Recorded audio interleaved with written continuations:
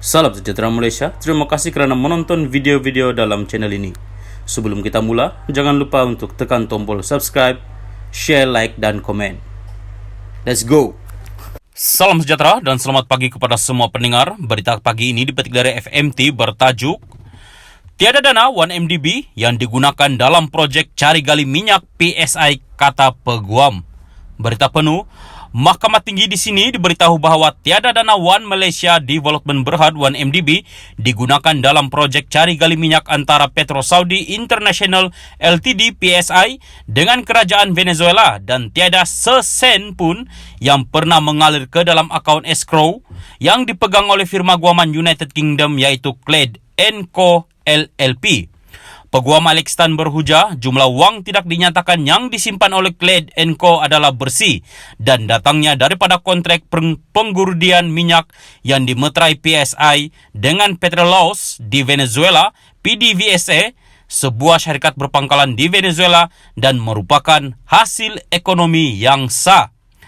Tan mewakili PSI, anak syarikatnya Petro Saudi Oil Service Venezuela Ltd, PSOS VZ, dan Temple Fiduciary Service Limited yang merupakan responden kedua, ketiga dan kelima dalam permohonan kerajaan Malaysia bagi menghalang pengarah PSI iaitu Tariq Obaid, PSI dan PSOS VZ daripada menggunakan wang yang disimpan oleh firma guaman UK itu.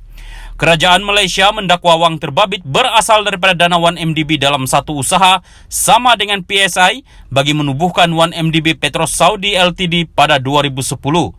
Pada pendengaran permohonan itu di hadapan Hakim Ahmad Sahiri Muhammad Saleh hari ini, Tan berhujah bahawa PSOS VZ telah memeterai kontrak penggurudian minyak dengan Petrolaos di Venezuela, PDVSA, dan menjalankan aktiviti itu menggunakan kapal gerudi dinamakan Saturn yang disewa daripada sebuah entiti berpangkalan di Singapura. PSOS VZ tidak pernah memiliki kapal gerudi Saturn, manakala kontrak penggurudian itu dibiayai sendiri dan tiada dana 1MDB yang telah digunakan untuk menjalankan operasinya.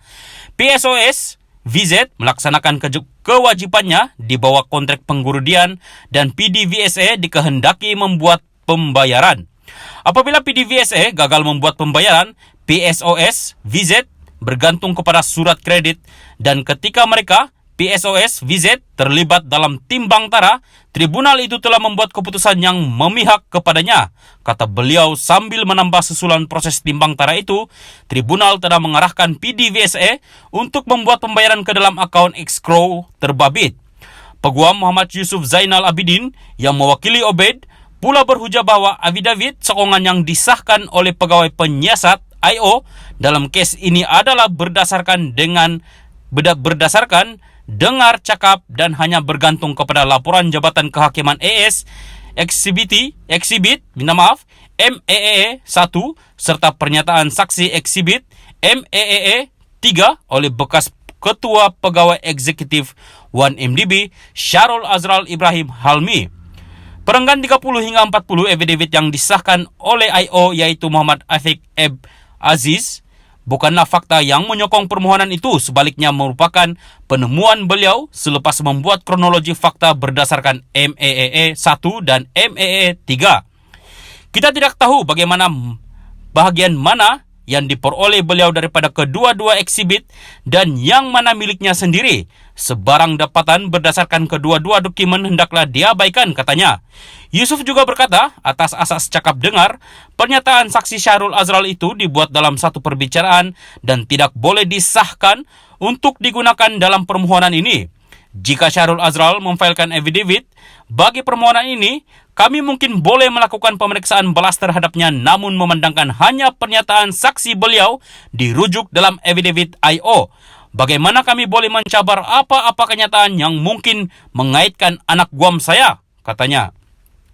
Pada 16 Julai 2020, Mahkamah membenarkan permohonan kerajaan untuk mendapatkan perintah sementara bagi menghalang pihak terbabit dalam mengalihkan wang yang dikaitkan dengan 1MDB dan menyimpannya dalam akaun pelanggan di sebuah firma guaman yang berpangkalan di United Kingdom. Perintah itu adalah bagi mengekalkan status quo pihak terbabit sehingga pelupusan permohonan kerajaan bagi mendapatkan perintah menghalang sebarang urusan membabitkan wang milik PSI dan anak syarikat PSOS VZ yang kini berada dalam akaun escrow yang dipegang oleh Clyde & Co.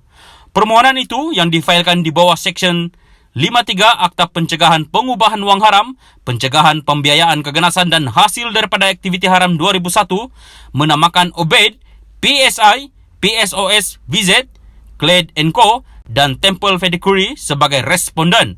Perbicaraan di hadapan Ahmad Sahrir bersambung esok.